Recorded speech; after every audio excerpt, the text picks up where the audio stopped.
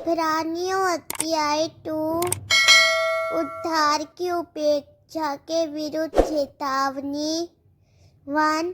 इसीलिए जो बातें हमने सुनी हैं उन पर हम अधिक ध्यान देना चाहिए, कहीं ऐसा न हो कि हम उन्हें भूल जाएं। 2।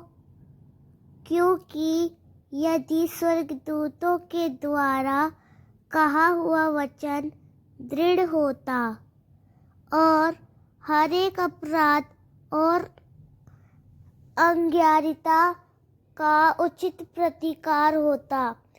3।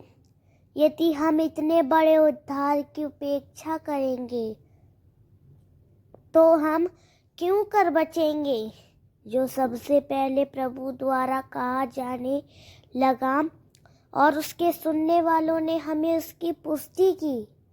4। परमेश्वर भी अपने इच्छा के अनुसार चिन्हों और अद्भुत कामों और भांति भांति के आश्चर्य कर्मों और पवित्र आत्मा के दानों से उनकी गवाही देता है। 5।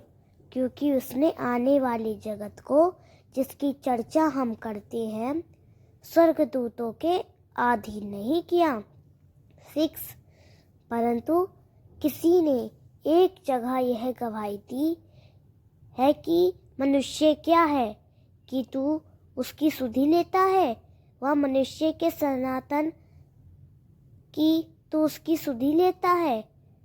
7। तूने उसे स्वर्गदूतों से कुछ ही कम किया, तूने उसे महिमा और आदर का मुकुट पहनाया और उसे अपने हाथों के कामों पर अधिकारणी ठहराया। 8। तूने सब कुछ कर उसके पांव के तले कर दिया है, क्योंकि उसने सबको अपने वश में कर लिया, वरन कुछ भी ना छोड़ा जो उसके वश में ना हो। परंतु अब हम देखते हैं कि अभी तक सभी चीजें उसके अधीन नहीं रखी गई हैं। 9। परंतु हम यीशु को, जो मृत्यु का दुख सहने के कारण स्वर्गदूतों से थोड़ा ही छोटा बनाया गया, महिमा और आदर का मुकुट पहने हुए देखते हैं कि वह परमेश्वर की कृपा से हर मनुष्य को मृत्यु का स्वाद चखाएगा। 10। क्योंकि उसी के लिए सब कुछ है और जिसके द्वारा सब कुछ है, उसी ने बहुत से पुत्रों को महिमा में पहुंचाया और उनके उद्धार के नायक को कष्टों के द्वारा सिद्ध किया। 11। क्योंकि पवित्र करने वाला और पवित्र करने वाले दोनों एक ही हैं, इस कारण वह उनको भाई कहने से नहीं लजाता। 12। और यह कहकर मैं तेरे नाम का प्रचार अपने भाइयों के सामने करूँगा और कलीसिया के बीच में तेरा भजन गाऊंगा। 13।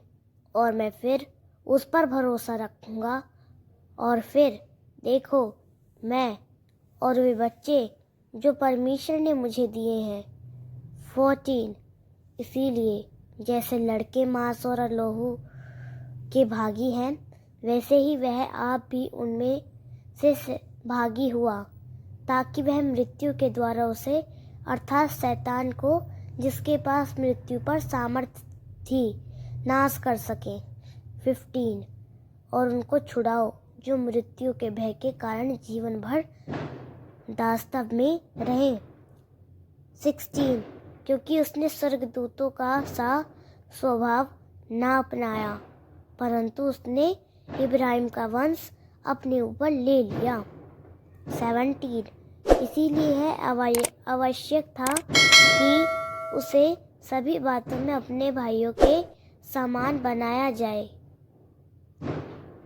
ताकि वह परमेश्वर से संबंधित बातों में एक दयालु और विश्वास योग्य महायाजक बन सके, ताकि लोगों के पापों के लिए प्रायश्चित कर सके।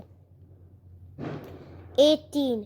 क्योंकि उसने आप ही परीक्षा में दुख सहा, इस कारण वह परीक्षा में पड़े हुओं की सहायता कर सकता है। आमीन। अगर आपको ये वीडियो पसंद आया हो तो आप इस वीडियो को लाइक करें और हमारे चैनल पवित्र यीशु 97 को सब्सक्राइब करें और कमेंट में आमीन या हालेलुया जरूर लिखें। Thank you.